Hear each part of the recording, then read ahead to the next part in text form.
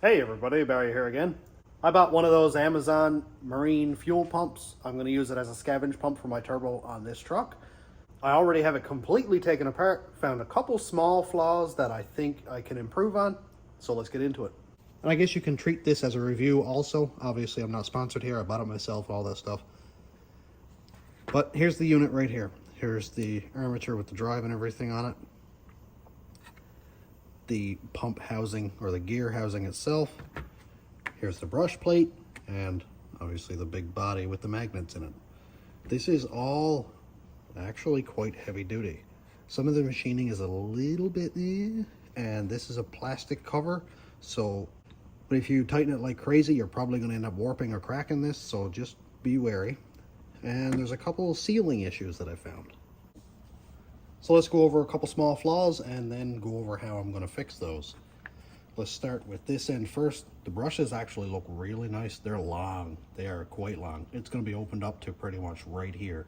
So it can work its way in to right there before there's nothing left.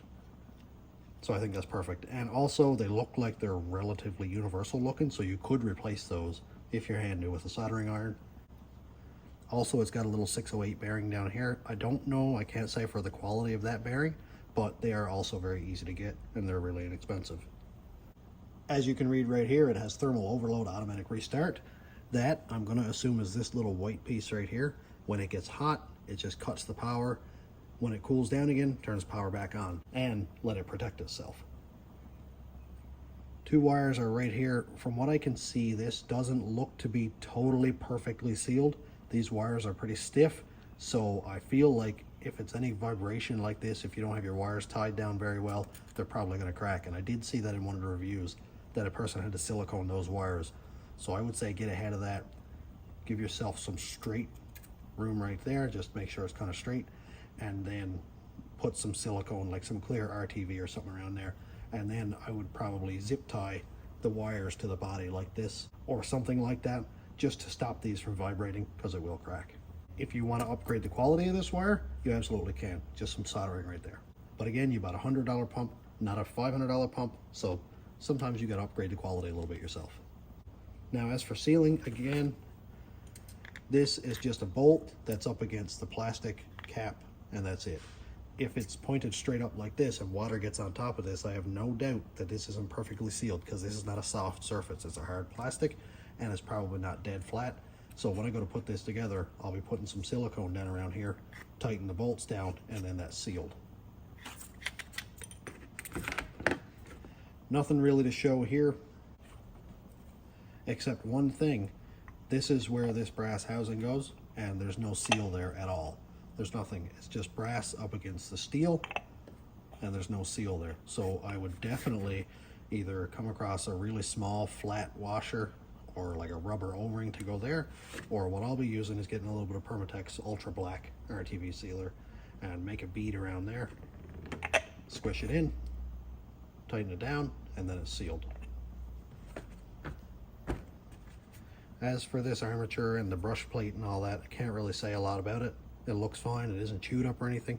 The machining, the quality of it is not like perfect. You can see obviously there's a couple of marks from where they tested it, but I will probably take some really fine sandpaper and just go around this just to make sure that this roughness doesn't wear out those brushes. As for the gear or pump body itself, it looks fine enough. Like the machining inside, again, or the casting or whatever, not absolutely perfect, but it isn't completely chewed up.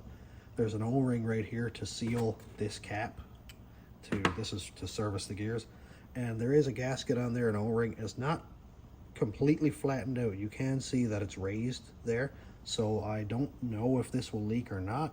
If it does, you could probably put some RTV around there also, but I'd be kind of nervous about doing that, because if it does blow out, then you've got a really big gap and you don't want that stuff. Next up, let's talk about fittings. So this fitting right here is what I think is a BSP, or British Standard Parallel, I think that's what it's called. This is not an NPT fitting, it's not pipe thread, and it's not tapered. It's a parallel thread. It goes in, and if you go in 3 or 4 threads, you can see that it still rocks.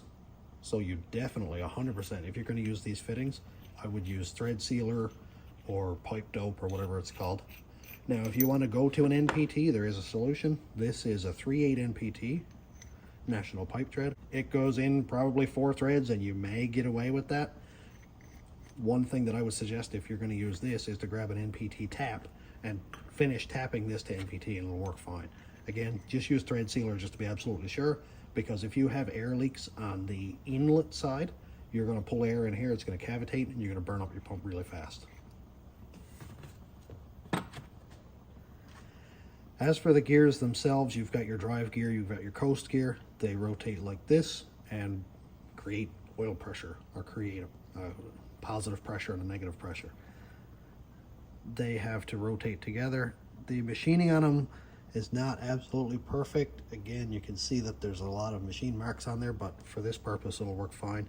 One thing that I almost would suggest is grabbing some, say, 2000 grit sandpaper, put it on a flat surface like some glass, and just go back and forth just to clean up the faces of the gears, because that's what's going to be spinning against this, and it's going to be spinning against the cover, and you can see that during testing it's already got a little bit of wear there. So I would say probably clean this up, run this across a really flat surface with some high grit sandpaper, and do the same to this. That way you've got two surfaces that don't have any friction toward each other. That'll reduce wear and load on the motor itself, and I would think that would increase the efficiency. Now, I can't speak for the use of this yet because I haven't even plugged it in. I actually tore this completely apart before I even turned it on, because I wouldn't want something in here to be like full of metal and then got metal grinding around all your gears and stuff. And I wanted to make sure that everything was sealed, which of course we found out that it wasn't. Now, one thing I will say, that up here on top on the brush plate, there is a rubber O-ring right here. So the top side is sealed, but the bottom side isn't. When you go to take this apart, be careful of the orientation of this. So your coast gear goes here, your drive gear goes there while it's on the motor. And this plate will tell you which way the fluid goes. So when you go to take this apart, make sure that the fluid is going the right direction. So with the drive gear on top, the fluid is going this direction here. So here's the inlet, there's the outlet. If you needed to change the direction of the flow, because, which I needed to do, let's say this way, my mount is here on the bottom, fluid is going this way, but I need it to go that way. You just take out these two big screws right here and you rotate this body like this, and all of a sudden now your inlet is here, fluid is going that way. Make sure not to take off the top where the brush plate is, because then the brushes will compress and you're going to have a bit of a time trying to get them back together. All in all, I think it's a decent pump. I paid $120 Canadian, have this delivered to my door, which is perfectly fine. I'm probably going to go and order a spare just to be absolutely sure that I have a backup. But I think with the couple small improvements that I'm going to be doing on this, it's going to last a lot longer than it would have if I hadn't have done that. So I hope this review helped. Let me know what you think. If you have any more suggestions for something that I should upgrade on this, then I would love to hear it. And also leave it in the comments, because other people may be helped by it too. So I'm all done for today.